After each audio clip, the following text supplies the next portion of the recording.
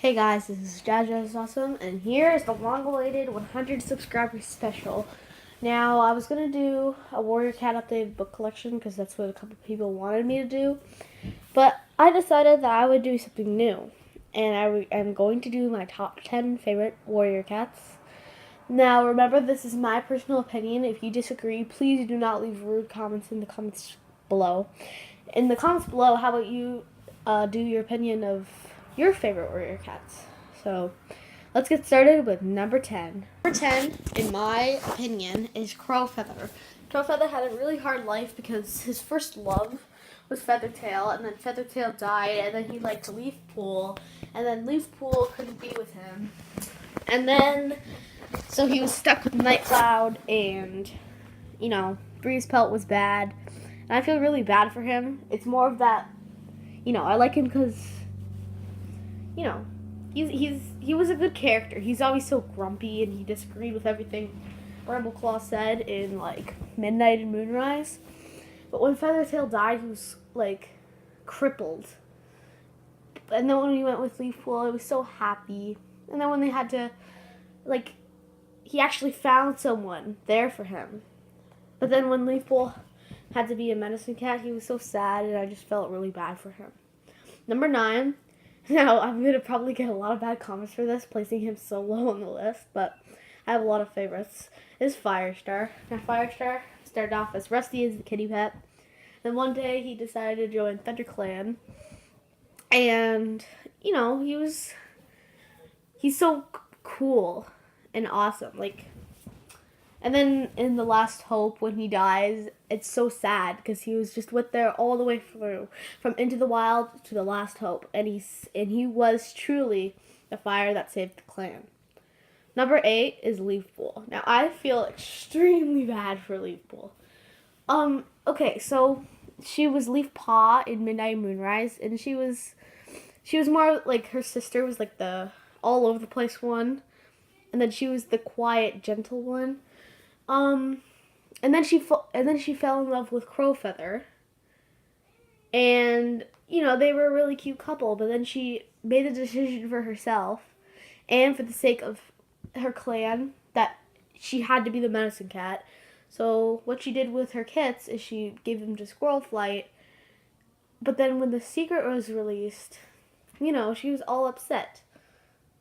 And I just feel really bad for her. And I liked her character. She was a good medicine cat. And after the badger attack, she truly made the decision when Thrasher Pelt died that she was going to be a medicine cat and she couldn't stay with Crowfeather. And I find that she actually thinks about the decision. She knew that it was wrong. You know what I mean? This is number 7, Squirrel Flight, placed right ahead of her sister. Squirrel Flight was always that obnoxious apprentice in the first book, and then she's all over the place, and she was stubborn, but she was really hyper and stuff. And she and Brambleclaw were a really cute couple. And then she became friends with Ashfur, and Ashfur thought she was a little bit more, that they were more than just friends. So she had a rough spot in her life because Brambleclaw and her weren't getting along. So she wanted to be friends with Ashfur, but Ashfur took it the wrong way and released fury on her and put a lot of anxiety in her, which made her kits in quotation marks, which were actually Leafpool. She was the mother of the kits. She was really sweet to them, even though she wasn't actually their mother, unlike Lizard, Fang, and Broken Kit sort of thing. So yeah, I'm losing count. Number 6, I'm sorry for placing him so low on the list. I actually really like Crooked Star, but there's just a couple cats I like a little bit more than Crooked Star. But I feel really bad for him. In Crooked Star's Promise, he had, oh my gosh, she was an awful parent. I'm just trying to think of her name. Jeez, I'm probably going to get a ton of comments. I know her name, but I just can't think of it at the moment. But yeah, he had a really mean mother. Yes, Rainflower. Okay, sorry. Rainflower was really a jerk to him because after he fell off the stepping stones, his jaw broke, and then Rainflower's like, "Oh, my son's never gonna be beautiful and handsome. He's gonna look ugly. I don't want to have a horrible son." And then Shellheart stuck up for him, and he felt so wrong. Like he felt like he really was really bad. So he went to like the farm place, and then he came back, and he was just an amazing warrior. He liked Bluefur, I'm pretty sure at some point. But then in that battle he had to choose between his clan and his friend, and he put clan loyalty first and attacked his friend. And I find that that's like really awesome. And when he became leader, Mapleshade was always like hovering over his life, and Rainflower died, Shellheart died. His brother fell in love with Bluestar, and then his mate Willowbreeze died, and he was so sad, and it was really heartwarming. Number 5 is Ravenpaw. He's so cute. I was so upset that we found out he died. Quotations. I know he died because in the Ultimate Guide it says he died, but we don't know how. But he gives Bramblestar one of his 9 lives.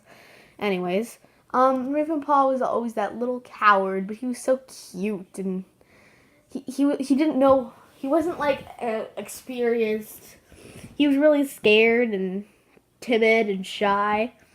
But then he was really good friends with Fireheart and Graystripe, and then when he had to leave because of Tigerclaw, he told them. And he was always so, like, scared. And then when he went with Barley, all that fear sort of, like, went away. And it's just so cute. I'm so glad that he went away from Tiger's Claw / Tiger Star because, but I'm just really sad that he died. Because, what's Barley going to do without Ravenpaw? Number 4. Now, he's placed really high on my list because of sentimental reasons. Thrush Pelt. Oh my gosh, Thrush Pelt. So, Thrush Pelt liked Bluefur. But Bluefur obviously wasn't interested because Bluefur at the time was, with Oakheart sort of thing. And Rosetail, which was Bluefur's best friend, tried to hint that towards her. But Bluefur didn't like him. But he was so nice. Like, this is why I don't really like Ashfur. Because I maybe would have liked Ashfur a little bit more if Thrush Pelt hadn't existed. Because think about it. Thrush Pelt versus Ashfur. Okay, so Thrush Pelt, instead of being a jerk and trying to murder Bluefur's kids, he offered to be the father for them. He never was a jerk to Bluefur. Never. Even when she went with Oakheart, never. But Ashfur, on the other hand, just was a jerk to Squirrel Flight. I mean, he could have been nice, but he wasn't. So, yeah. And Thrush Pelt I also like for a lot of other reasons, because he's very similar to me, in a way. Yeah. Number 3 is, number 3 and number 2, I was trying to think of which way. I think number 3 would be Jayfeather. Now, Jayfeather's a lot like me. Always thinking negative and angry in every situation.